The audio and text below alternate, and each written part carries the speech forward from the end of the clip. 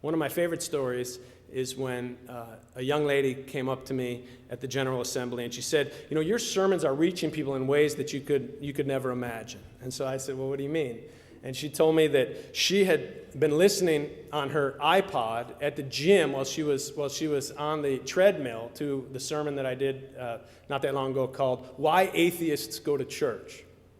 And she said that she's listening and she's running, and she said that suddenly it came to the end, and she broke out uncontrollably sobbing.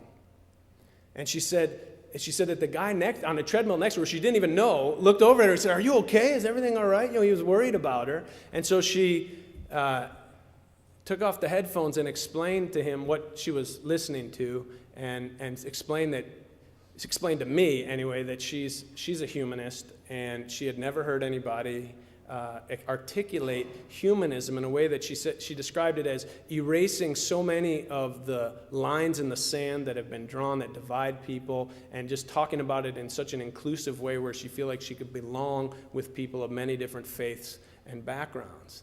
And so what happened was this gentleman said to her, "Well, would you mind if I listened to it?" And she handed him his iPod, and then he ran along and he listened to the sermon. And when he was done, she said he reached his sweaty hand into his gym bag, and he asked her to write down, took out a pen and asked her to write down the name of our church and our website.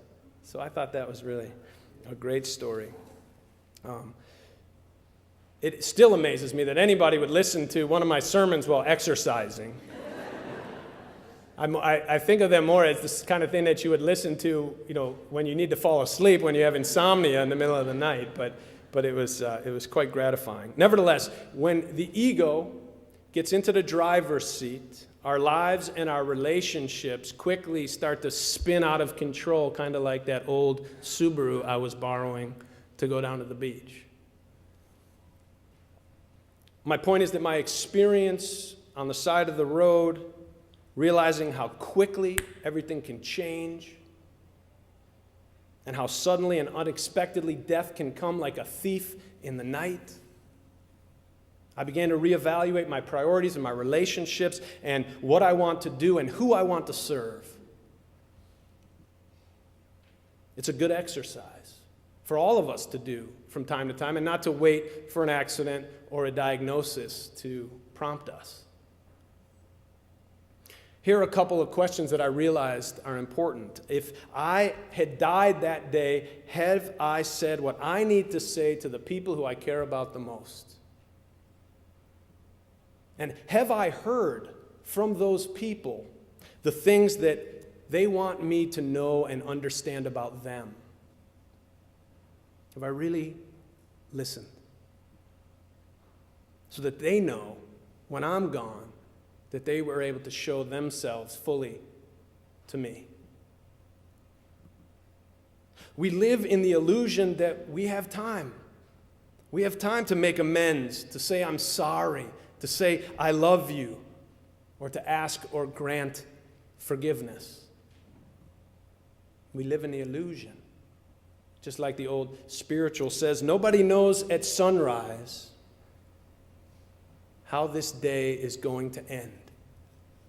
And nobody knows at sunset if the new day will begin. That's why we need to do our best every day to make sure that we have no unfinished business. Now, we're all going to have ongoing projects. That's different than unfinished business with those whom we love.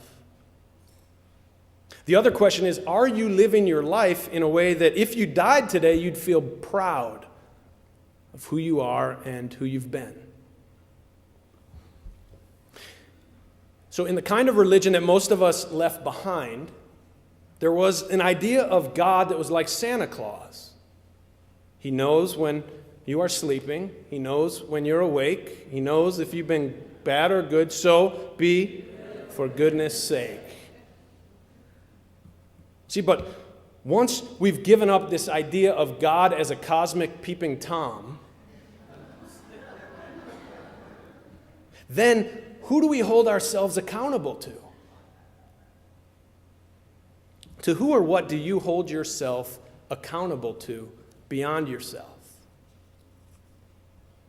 If you think that nobody's watching and that you will not get caught, are there things that you are doing that you would never do if you knew that other people might find out? When someone dies, the survivors go through their effects, and sometimes they find something out about the person that they never knew before. Sometimes it's something amazing, like that they won a great medal of honor and bravery in World War II, and they never told anyone. But sometimes they learn that the person who died, had a secret life of promiscuity or financial mismanagement or addiction. Sometimes when a person dies suddenly, they don't have enough time to delete all the raunchy porn off of their computer, or to hide that bottle that's stuck in the closet, that bottle of booze that they have stuck hidden in the closet. Occasionally I have the great privilege to teach a class at our Meadville Lombard Theological School in Chicago, and one of the things that I talk about with aspiring ministers is I tell them, if you have any secret behaviors that you do that no one else, at least no one else you respect, knows about, then you have a problem that needs to be addressed before you take on the mantle of leadership in a church. But it's also true for all of us. It usually starts by one secret, and it turns into a web of lies and a shadow of shame.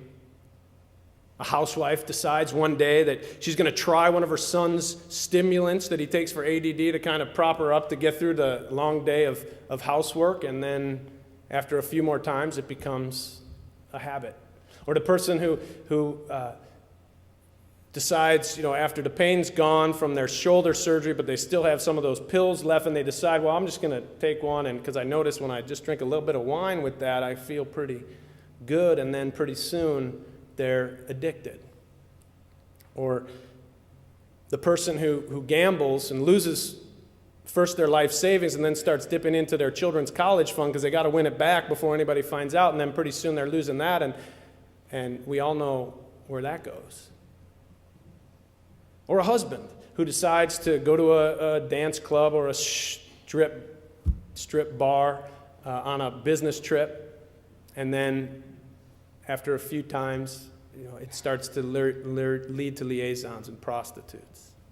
Now, this is not the story of some poor, weak souls that happen to live somewhere else. This is the story of the best and the brightest among us, as well as everybody else. This is the story of presidents and prime ministers and politicians and priests and professors and psychologists and judges and everyone else. It cuts across class and race and religion, and it ruins people's lives and their families and their reputations. So if you have any secret behaviors that you engage in that no one else knows about, I really want to strongly suggest that you find someone who you trust and respect to share that with, to unleash some of your own shame, and know that there's plenty of love and help and grace and forgiveness in this world.